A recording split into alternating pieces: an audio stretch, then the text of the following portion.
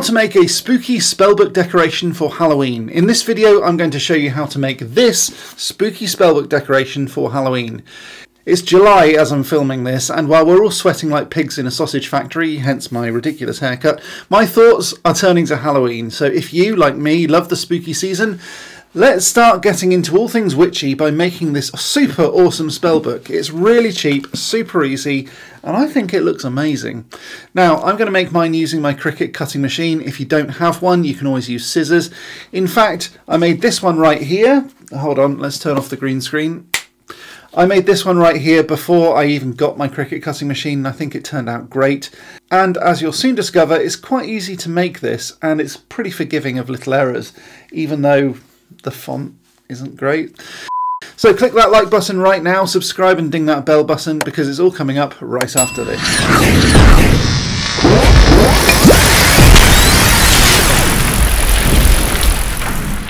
Okay, so let's start by getting an old book. You might need to go to a charity shop or root around in an attic, but I picked up this one for about 50p a few years back, to be honest. Be sure that the spine isn't textured with the name of the author, like this book. Otherwise, the painting technique that I'll show you a little bit later will pick out that detail, like this, and it kind of ruins the illusion. The simpler the book, the better.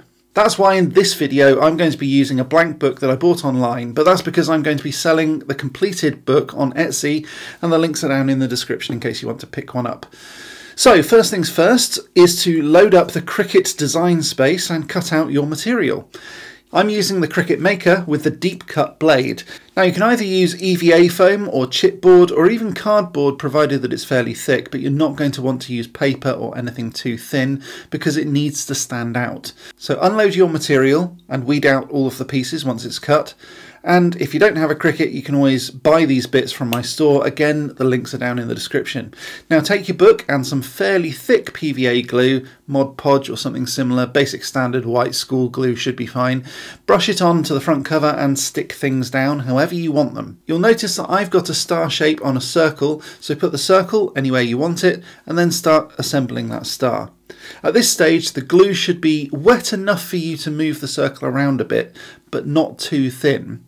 Then comes the point on the star, and I've done it this way so that you can arrange the points like this. You can make the star upside down if you want, it's a bit more evil, it's all up to you. On this one I'm not going to add the word evil because I'm going to give this to my mum and she didn't want an evil spellbook. Okay, so that's all done. Now let's leave it to dry before we move on. Now of course you could just paint the book black at this point and it'll look pretty good, but I do think that we need to do one final thing before we paint it because I think it makes it look better. Let's cover the whole thing in a kind of skin. Take a single sheet of kitchen towel like this and peel it to separate the layers of paper one from another. And this can be tricky, so be careful not to tear it. And if you use an expensive towel, it might be even harder to pull apart. So the cheaper the better on this, which is weird. It's reasonably easy, but the sheets can be quite delicate and can tear, so don't be too forceful and maybe get an adult to help you.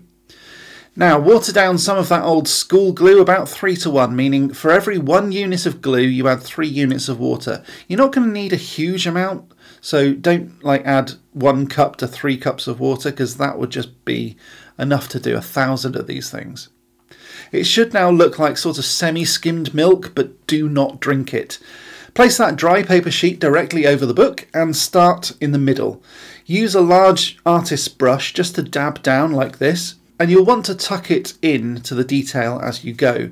It shouldn't tear, but it might if you jab too hard, so be careful. But if it does, don't panic and try to avoid it where you can. The odd tear here and there won't matter, provided it's painted, but you don't want it all over the place. Now when you get to the edge, just go all the way to the edge but not over. Not yet anyway. Just wait for it to dry on top before you repeat the process on the back. Now, little tip, do not open the book and be tempted to do the whole lot in one go. That'll mean that the paper will be stretched when you try to close the book, and so it will tear along this part of the spine here, and it won't look great. Wait for that to dry, and then we're on to the painting. I'm using Hobbycraft matte black acrylic paint. It actually goes quite a long way, and if you want to water it down a bit in the same way as the glue, you'd probably be fine. The paper is obviously really porous and really absorbent. When that's all black, and you may need to tuck into some of these creases, it should start to look like wrinkly skin. Simply wait for that to dry, and when it has, come back with the silver. Now you're going to want to dry brush the silver over the top. This is a technique where you take some of the paint on your paintbrush and using paper, but not toilet paper or kitchen roll this time because it's just too delicate, wipe off the paint again so you leave only a teeny tiny amount of paint left on your brush. Whip it over the book like this and it'll pick out only the raised bits. It's a very effective technique to just pick out the highlights. Again, wait for that to dry too and you're done.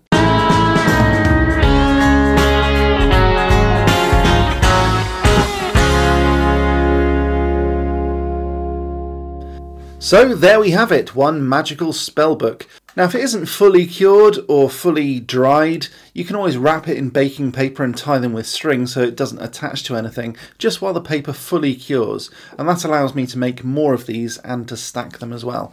If you like this video, please do click that like button. It tells YouTube that it was a good video and more people should see it. If you want to see more of this kind of thing, then please do subscribe and ding that bell, and by dinging the bell you'll be told next time I upload anything or go live. A massive shout out to these wonderful people, they are amazing, they help me out so much, and without their help this channel wouldn't be as good as it is. If you want to be one of these amazing people, just head on down to the links in the description. I'll be back next time with some more magical awesomeness, but until next time, as always... Very magical! Again, wait for that... What happened to my voice? Oh! Again. So, here we have it, one magical spell book. Here we have it, over there. I'll pick it up.